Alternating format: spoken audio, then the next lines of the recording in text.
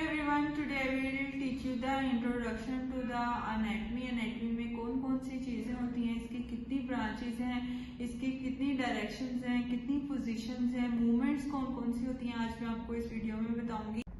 आज हम बात करेंगे इंट्रोडक्शन टू द एनाटमी।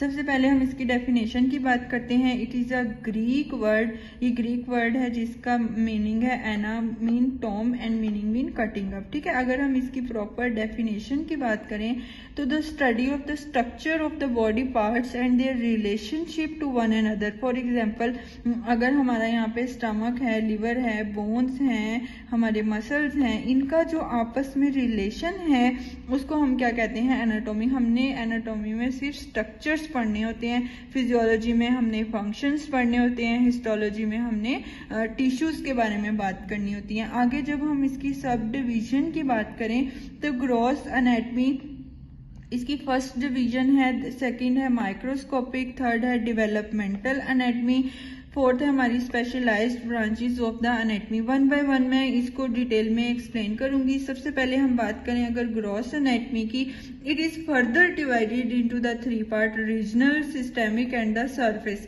अब अगर हम रीजनल की बात करें तो उन्होंने कहा है कि all structures in one part of the body such as the abdomen और the leg. For example, let's suppose we take example of abdomen. In the abdomen there is present all the structures like our stomach, our small intestine, liver, इस तरह के सारे जो structures हैं वो एक abdomen cavity के अंदर पड़े हुए हैं, उसको हम क्या कहते हैं, रीजनल एनाटमी। सिस्टेमिक की बात करें तो सिस्टम्स जो हम स्टडी करते हैं लाइक अ सर्कुलेटरी सिस्टम की बात करें हम, ठीक है, इसी तरह हम रेस्पिरेटरी सिस्टम की बात करें तो ये जितने भी सिस्टम्स की स्टडी है वो हम किस में करते हैं, सिस्टमिक एनाटमी में। सरफेस क्या है, study of the internal structures as related to the overlying skin. जितने भी स्किन के ऊपर ओवरलेइंग सुपरफिशियल स्ट्रक्चर्स होते हैं वो क्या होते हैं, हमारी सरफेस एनाटमी। तो ये बेसिक डेफिनेशन थी ग्रॉस एनाटमी की। सेकेंड हम बात करें माइक्रोस्कोपिक एनाटमी की, the cytology and the histology. It is the microscopic anatomy. Why we can say it is a microscopic anatomy because it we can see under the microscope. जो structures we can say see under the microscope that is called the microscopic anatomy. It is divided into the two parts, cytology and the histology. Cyto mean cell, logy mean study, clear, same as in the histo tissues, and logy mean study, clear. So the study of the cell is called cytology and the study of the tissues is called the histology. Third branch of the anatomy that is called the developmental anatomy. In the developmental anatomy there is the term that is the embryology. Embryology we can say the before the birth, the study of the developmental changes of the body before the birth, that is called the embryology, and we can say it is a developmental anatomy.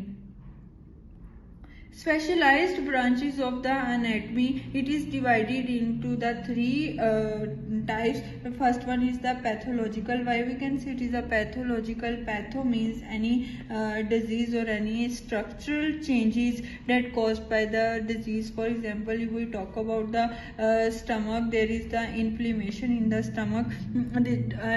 Let's suppose the patient have the gastritis. So due to the gastritis there is some changes in the walls of the stomach, that is called the pathological anatomy. How we can diagnose this gastritis? By doing the ultrasound, clear. So the ultrasound and the X-ray, MRI and the CT scan that are used to diagnose the disease, that is called the radiographic anatomy, clear. The third term in the specialized branches of the anatomy is the molecular biology. In the molecular biology, the study of the anatomical structures at the subcellular level. जो structures की study हम under the microscope at the subcellular level पे करते हैं उसको हम क्या कहते हैं, molecular biology। ये basic branches थी anatomy की। अब हम ये हमारा है स्केलेटल सिस्टम। हमारी body without muscles, without fat, without skins जो है वो बिल्कुल ऐसी नज़र आती है।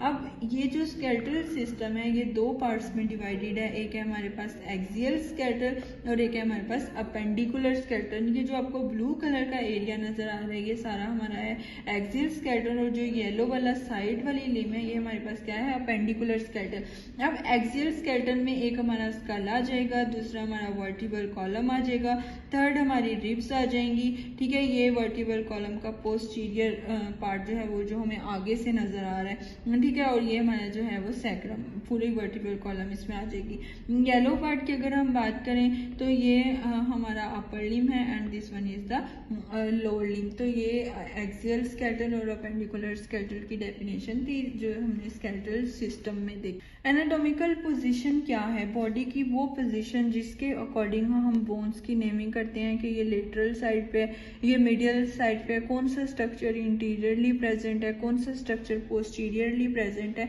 तो उसको हम क्या कहते हैं, एनाटॉमिकल पोजीशन। अब anatomical position of the human body इस तरह से आपको दिखाई देगी, इस तरह से जो परफॉर्म है उसको हम क्या कहते हैं, एनाटॉमिकल पोजीशन।